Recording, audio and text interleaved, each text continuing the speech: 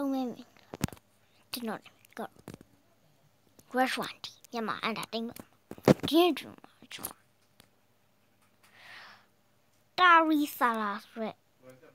Mota to Ting a cat, Mota, gown, the dragon. Ero, Sire. Bill's angel to others might have had a big heart, but okay. Tu got it. Tu got it. Tu got it. The edge will be it. No, what gives them sweat? Drama. The daughter copy the body. very good heart. In 1983, while visiting Pope John Paul, Tang wash the tongue. Fatica, Rome, Italy, Nayama. Christian. Father got the second in Rome, it gave up on her when she had a heart attack. 6 years later, she was fitted with a pacemaker after more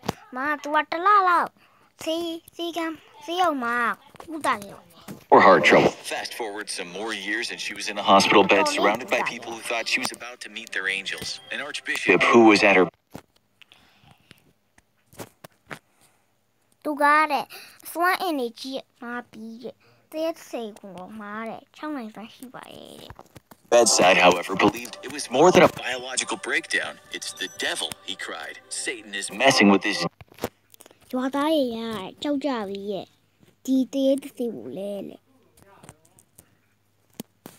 Who is she? Don't want. Be mine,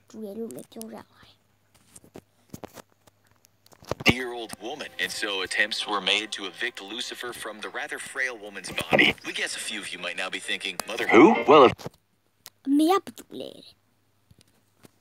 you were alive in the 80s or 90s, or even before that, you know that she was hardly ever on the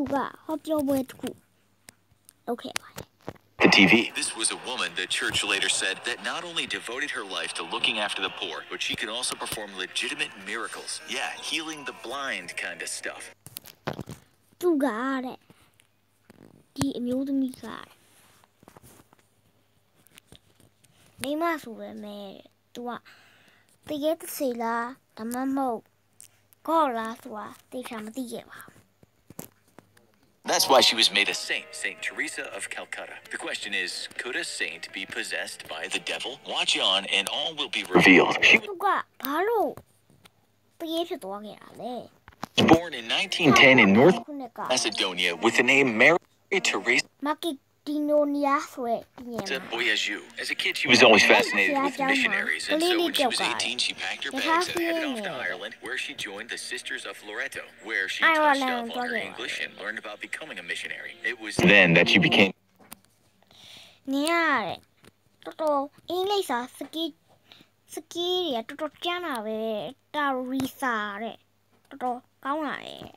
Sister Teresa. A year later, she was in Darjeeling in West Bengal and India, training as a nun. Soon,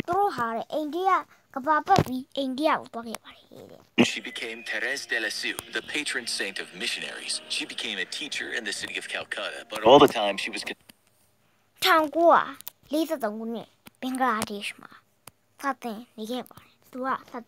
concerned about the pervasive poverty there, especially after the famine of 1943. 3 years later, she was heading to the mountains for some rest and recovery after likely contracting tuberculosis. It was on that train that she thought she received a message from Jesus. The message was serving him amongst the poorest of the poor.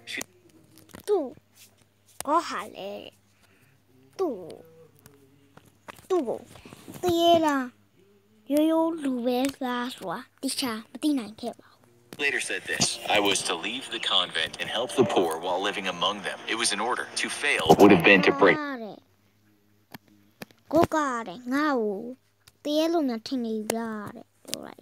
faith. So that's what she did. She set up her missionary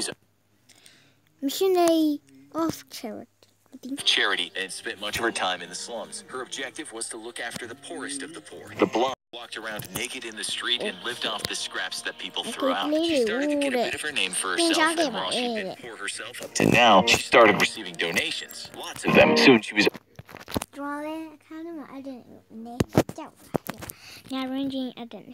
Oh, thank you. Opening up orphanages as well as hospices for the